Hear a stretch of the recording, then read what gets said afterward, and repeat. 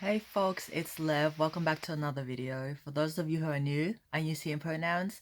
The lighting today isn't great. It's just sunlight from the roof. I don't have the ceiling light on, but that's fine. I look kind of pale, but it's fine. Today I wanted to talk about my trans story.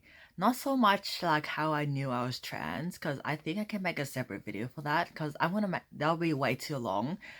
Um, yes, my trans story from when I came out to now. So I officially came out as trans on January 19th, 2020. First person I told was one of my close friends. I went to Midsummer Carnival with her. And then after that, on the same day, I came out on my Instagram, which the account which I don't have anymore. Um, that's when I first came out as trans, like verbalized it to someone else. And then I shouldn't swear. I was very scared. I was really scared. Like, I was very insecure in my identity. I was very scared. Very, very scared. And it wasn't until February 15th, 2020 that I got my short haircut and started living as a guy because I wanted to wait for my uni graduation. So I graduated like early Feb last year. I wanted to wait for my uni graduation with like my long hair. It's sort of like a memory thing. Do that first and then get a haircut and start living as a guy. So between the period of coming out as trans and actually getting a haircut and starting to live as a man, it was dysphoria, a lot of dysphoria. I'm like, I want this haircut. I wanted it so bad, but I didn't get it yet because I had to wait for grad. And after graduation, I got my haircut on the 15th of February 2020. It was transformative, but again, it was very scary. And I'm noticing the voice deepening. I'm noticing my voice right now. I'm very happy with it. I'm almost 3 months on T.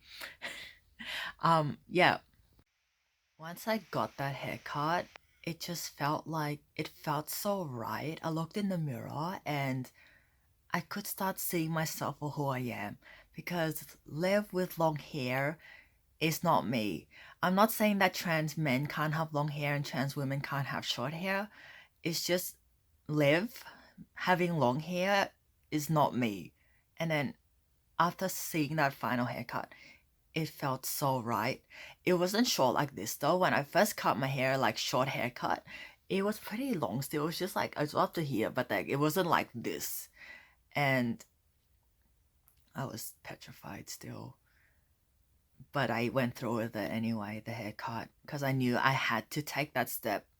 It was something scary, but it was something I had to do to just ease a little bit of this dysphoria because I didn't like the way I looked. Also, coming out as trans, getting a short haircut, and starting to live as a man was only the beginning of the journey. Like the coming out was only the beginning. It was only the beginning. And then I remember after I started living with a man still, I was petrified of using men's restrooms, like public men's restrooms. It's because I had heard many stories of other trans folks being like attacked, harassed, like assaulted, like just targeted because they are trans. And then I was so scared of using men's restrooms. I still use women's restrooms for 1 or 2 months after I came out, um, because I was scared of using men's restroom. Uh, After the 1 2 months, I started using accessible bathrooms, as in the unisex ones. It was a lot better because using women's bathrooms gave me serious dysphoria. I didn't like using it. Like I didn't want to. I knew that it wasn't right for me. Like this is not me. I'm not a woman. Why am I like I had to use it because I was scared and I wanted to protect myself from possible harassment, discrimination, and assault. But then at the same time, it was really dysphoric. So this is like a really tricky situation to be in for any trans person, I'd say. I remember it was May last year that I used my first male restroom. It was at a park actually. I went hiking with my friend, and it was a really quiet place. As in, it wasn't like a busy public bathroom in the city or anything. It was just like a bathroom at the hiking park that I hiked at. And the first time I used it, it was intimidating because the first thing I saw when I walked in was someone using a urinal. And as someone who was assigned female at birth and used women's restrooms for his entire life, as in me, it's not a normal sight for me because that's not what I saw in women's restrooms because there are no urinals in women's restrooms and people don't stand and pee. So that was a bit intimidating for me. It was, I'm not gonna lie. Yes, bathrooms aside, early on in my social transition, I was still really insecure in my own identity and I only wanted select people to know that I was trans. I didn't post on Facebook. I posted on Instagram because I had less followers and like less people who would know. Like I was more comfortable on Instagram than just putting on my Facebook. I was really scared. And the pronoun change was also a bit hard for me because I didn't want to come out to everyone and say, hey, I'm trans, can you use he and pronouns? But at the same time, I didn't like hearing she, her pronouns. But then I was like closeted, so like people didn't know I was trans and people didn't know that I wanted to use he and pronouns. But then dysphoria, so that's like, it's like, there, like I couldn't win. Either closeted and like be dead named or like come out and be terrified and have possible judgment backlash and maybe be referred to by he him. It was a change for all of us. Like it was a change for me because I had been hearing she her my entire life and being referred to as he him was it felt right for me, but at the same time it was a bit new and like foreign to me. And I remember early on I was accidentally misgendered a lot because my friends and family had to get used to using he, him for me. It was misgendered a lot, but it was not intentional, but still. It was really hard for me to hear she, her. Like, I got really triggered by being misgendered because I was just an emotional mess still. And again, I was very unconfident in my own identity. I didn't want anyone to know. It's just like a mess of emotions, really. And I still had really bad dysphoria, even though I was living as a guy for a few months. And I thought, hey, maybe I can deal with this myself. It shouldn't be so hard. And the more I tried to deal with it myself, like the more exhausted I became. So I'm like, I have to seek professional help for this. And then I linked myself in with a gender therapist who was very helpful and very supportive. I went to gender therapy from May to September last year. So I had to change locations because everyone's being too loud in the other spot, so I had to move. Anyways, I went to gender therapy from May to September last year. And at first, even just talking about trans issues, my own identity and stuff, I was very not confident. I was very unconfident. And I remember by the end of gender therapy, like the May, April, the few months I was in gender therapy, by the end of it, I was so much more confident in my own identity. And transphobia didn't really get to me anymore. Internalized transphobia didn't get to me anymore.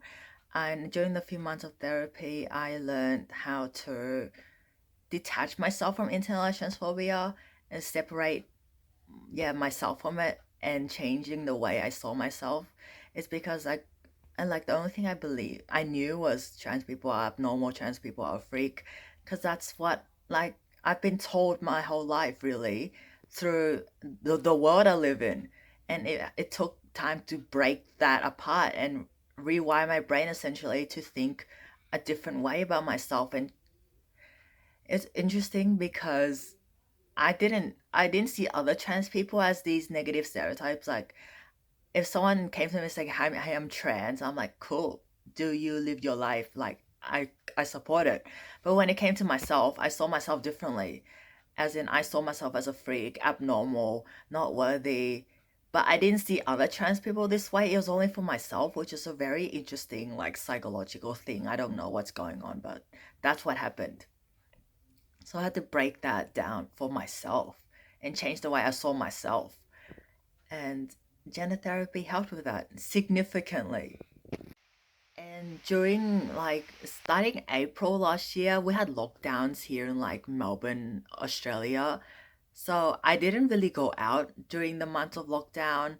We had stage 4 lockdown for like 3 months. I didn't really go out and see people. I didn't really interact with people outside my immediate family because of lockdown.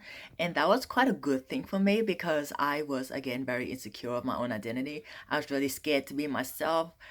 I just, I couldn't stand up for myself. I was scared of a lot of things. And the time I had alone, basically in lockdown, really helped me, or really allowed me to grow as a person and change my mindset and do all of that before, I guess, lockdown ended and I started interacting with the world again. But that's when I was more confident. By the time lockdown ended, I was a lot more confident in myself, my own identity. So I wasn't scared of being myself and fearing backlash or judgment or anything like that. Basically, a lot of personal development growth work happened last year during the pandemic lockdown. And in August of last year, I changed my name to Liv. And I made a whole video about that. So I'll link that below. I'm not going to talk about it here because there'll be like another 20 minutes to this already, probably already long video. So that happened as well. Also, going to gender therapy, I learned how to manage my dysphoria better. It wasn't gone, but I learned a few skills to manage it better. And the approach I take to this whole thing, it's more like, instead of ruminating and being stuck in my own head, essentially, I can just try things. If it doesn't work out, then I'll know, and then I can try something else or do that a different way rather than just being paralyzed in fear and not taking action.